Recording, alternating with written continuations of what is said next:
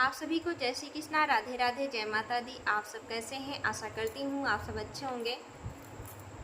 हमारे चैनल में आप सभी का स्वागत है। हम आप लोग को एक देवी पचरा गीत सुनाने जा रहे हैं, नवरात्रि गीत। यह आप लोग को कैसा लगा कमेंट बॉक्स में ज़रूर बताइएगा। अगर पसंद आएगा तो हमारे चैनल को शेयर, सब्सक्राइब, लाइक ज़रूर कीजिएगा।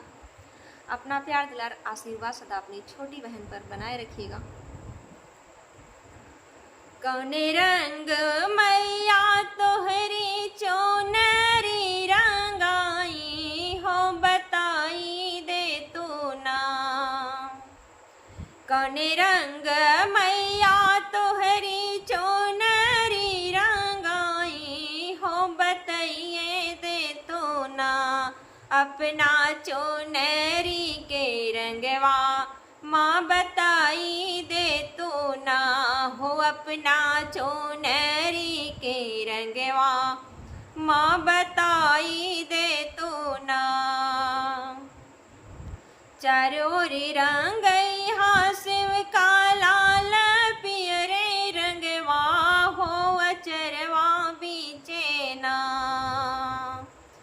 चारों रंग यहाँ शिव का लाल पियरे रंगवा हो, अचरवा बीचे ना। शिव का लाले अढ़उलवा हो, अचरवा बीचे ना। शिव का लाले अढ़उलवा हो, अचरवा बिचवाना। चुनरी पहिरी मैया बगिया में गईली हो, भंवरवा उड़ के ना। चुनरी पहिरी मैया बगिया में गईली हो, भंवरवा उड़ के ना। बैठे मैया के आचरवा हो, भंवरवा उड़ के ना।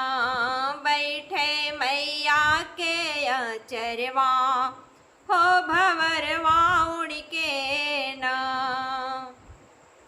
घूमी फिरे मैया बगिया से अइली हो, कि खाड़ भैली ना। घूमी फिरे मैया बगिया से अइली हो, कि ठाड़ भैली ना। भैरो भैया के आंगनवा मैया खाड़ भैली ना हो। भैरो भैया के आंगनवा मैया खाड़ भैली ना। सगरी चोनरिया बहनी लाल पियरे रंगवा हो, अचरवा बीचे ना। सगरी चोनरिया बहनी लाल पियरे रंगवा हो, अचरवा तोहरे ना। बहनी काहे हो धूमिल भय, अचरवा तोहरे ना। बहनी काहे हो धूमिल भय, अचरवा तोहरे ना।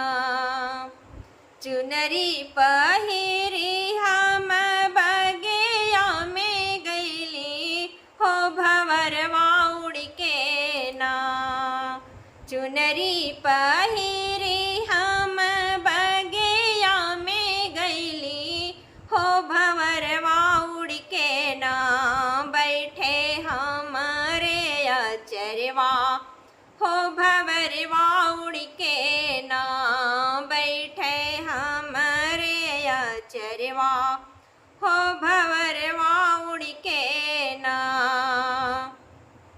देई ना मोरी बहनी तेरे आदानुसिया हो, कि मारी अइबो ना। दे तू ना मोरी बहनी तेरे आदानुसिया हो, कि मारी अइबो ना। बहनी उड़त भंवरवा हो, कि मारी अइबो ना।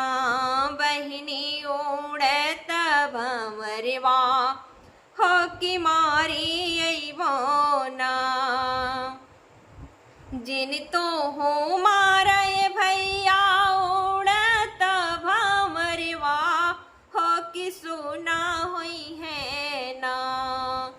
जन तो हो मारा भैया उड़त बावरवा, हो कि सुन हुई है ना भैया हमारी फूल बगिया, हो कि सुनी हुई है ना भैया हमारी फूल बगिया, हो कि सुन हुई है ना भैया हमारी फूल बगिया, हो कि सुना हुई है ना। यह देवी गीत आप लोग को कैसा लगा कमेंट बॉक्स में जरूर बताइएगा। फिर मिलेंगे अगले वीडियो में अगले गीत के साथ। तब तक के लिए जय श्री कृष्णा, राधे राधे, जय माता दी।